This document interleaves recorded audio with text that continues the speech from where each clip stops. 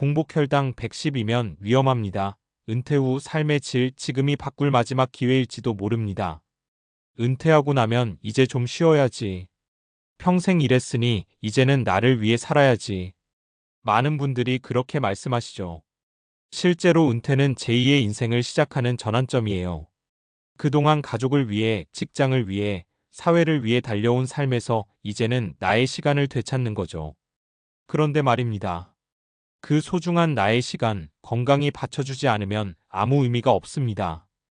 특히 요즘 병원에서 흔히 듣는 말 중 하나가 바로 이겁니다.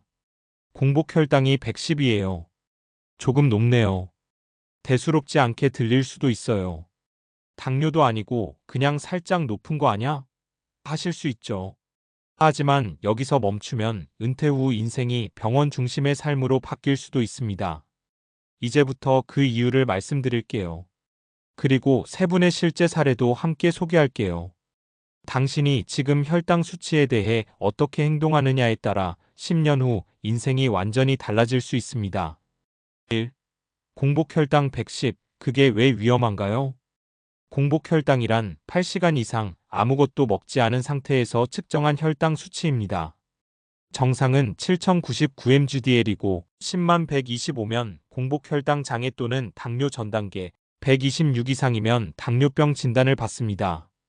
즉 110이라는 수치는 이미 정상 범위 밖이라는 뜻입니다. 그 자체로는 아직 당뇨병은 아니지만 당뇨로 가는 길목에 들어섰다는 거죠. 게다가 무서운 건 이 당뇨 전 단계에서 대부분 아무 증상도 없다는 겁니다.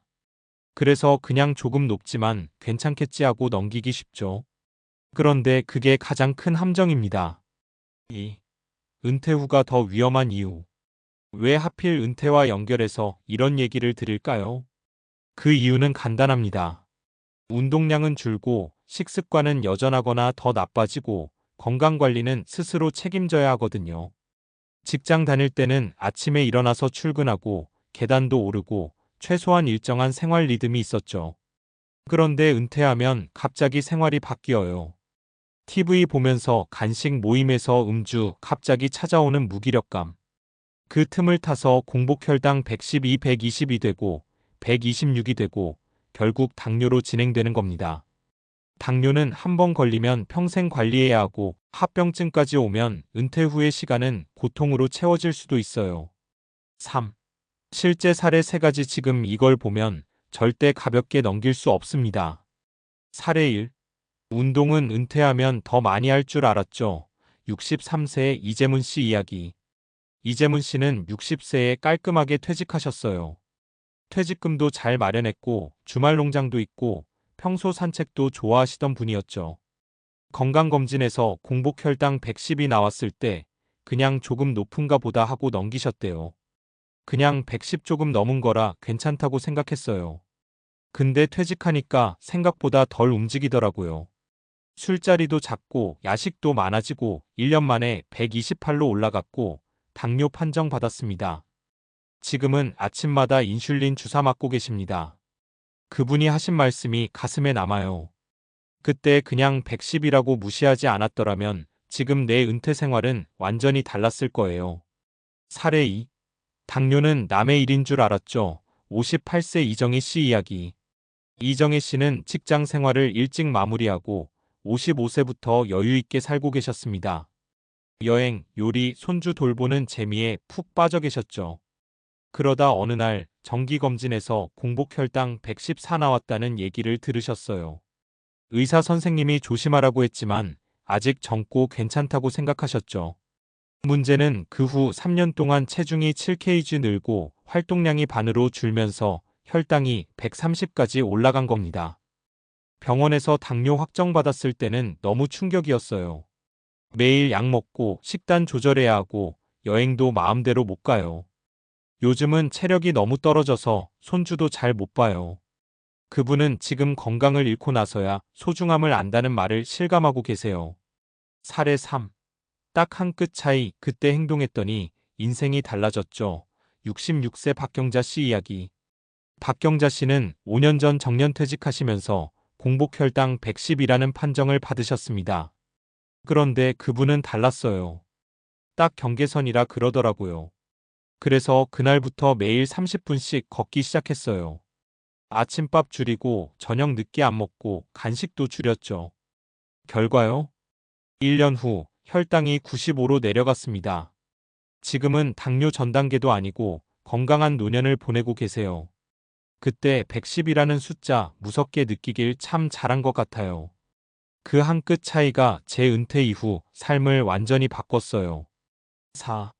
당신도 지금이 마지막 기회일 수 있습니다. 공복혈당 110이라는 숫자, 그냥 숫자 같지만 당신의 미래를 좌우할 경고음일 수 있습니다. 그냥 넘기면 몇 년 뒤 병원 진료실에서 후회하게 될 수 있고 지금 행동하면 10년, 20년을 건강하게 지낼 수도 있습니다. 5. 지금 할 수 있는 것 아주 간단합니다. 지금 이 글을 보고 있다면 너무 늦지 않았어요. 당뇨 전 단계에서 다시 정상으로 돌아갈 수 있는 골든타임, 지금입니다. 1. 매일 30분 걷기. 혈당을 떨어뜨리는데 가장 좋은 운동이에요. 속보로 걷기, 엘리베이터 대신 계단 걷기부터 시작하세요. 2. 늦은 저녁과 간식 줄이기. 특히 잠자기 전 먹는 음식은 혈당을 크게 올려요. 저녁 7시 이후는 금식하는 게 좋아요. 3. 정기적인 혈당 체크. 1년에 한 번 건강검진 말고도 집에서 혈당 측정기를 구비해서 주기적으로 체크하면 변화를 빨리 알아챌 수 있어요. 4. 체중 관리. 복부 비만은 인슐린 저항성을 높여 당뇨로 가는 지름길이에요. 허리둘레 줄이기가 혈당보다 더 중요할 수도 있어요. 공복혈당 112 내 몸에 미치는 영향 왜 방치하면 안 될까? 공복혈당이 110이라는 것은 정상 범위를 벗어나 이미 인슐린 저항성이 시작되고 있음을 의미합니다. 인슐린 저항성이란 우리 몸 세포들이 인슐린에 제대로 반응하지 못하는 상태를 말해요. 인슐린은 혈당을 세포 안으로 끌어들여 에너지로 쓰도록 돕는 호르몬인데 이 과정이 잘 안 되면 혈액 속에 당분이 넘쳐나게 됩니다. 이 상태가 지속되면 여러 가지 문제점이 발생해요. 혈관 손상. 높은 혈당은 혈관 내벽을 공격합니다. 혈관이 딱딱해지고 염증이 생기면서 혈액순환 장애와 동맥경화 위험이 커져요. 은퇴 후 활동량이 줄면서 심혈관 질환 발병 위험이 더욱 높아집니다. 신경 손상. 고혈당은 말초 신경을 손상시켜 감각 저하나 통증, 무감각 등을 초래할 수 있습니다. 이로 인해 낙상 위험이 높아지고 일상생활에 불편을 겪게 됩니다. 면역력 저하. 혈당이 높으면 면역세포의 기능이 떨어져 감염에 쉽게 노출됩니다. 은퇴 후 면역력이 약해지기 쉬운 나이에는 더욱 치명적일 수 있죠. 체내 염증 증가. 고혈당은 만성 염증 상태를 유발합니다. 이는 당뇨뿐 아니라 암, 치매, 관절염 등 다양한 만성질환과도 연결됩니다. 과학적 근거가 뒷받침하는 당뇨 전단계 관리법. 미국 당뇨병학 회 ADA와 세계보건기구 WHO 등에서 권장하는 내용들은 다음과 같아요. 운동. 규칙적인 운동은 인슐린 민감성을 높여 혈당 조절을 돕습니다. 일주일에 최소 150분의 중간 강도 유산소 운동이 권장되고 있어요. 걷기, 자전거 타기, 수영 등이 좋습니다. 식이 조절. 정제 탄수화물과 당류 섭취를 줄이고 식이섬유와 저당지수 GI가 낮은 음식을 섭취하는 것이 효과적입니다. 채소, 통곡물, 견과류, 생선 중심의 식단이 권장돼요. 체중 감량. 특히 복부 비만은 인슐린 저항성을 악화시킵니다. 체중의 57%만 줄여도 혈당 개선 효과가 큽니다. 스트레스 관리. 스트레스는 혈당을 높이는 호르몬인 코티솔 분비를 증가시켜 혈당 조절에 악영향을 줍니다. 명상, 요가, 충분한 수면이 도움이 됩니다. 은퇴 후 당뇨 전 단계 예방은 생활 전반의 변화가 답. 은퇴라는 인생 전환기는 생활 패턴이 크게 변하는 시기입니다. 이때 적극적으로 건강 습관을 들이지 않으면 공복혈당 110에서 당뇨로 진행되는 속도가 빨라질 수밖에 없어요.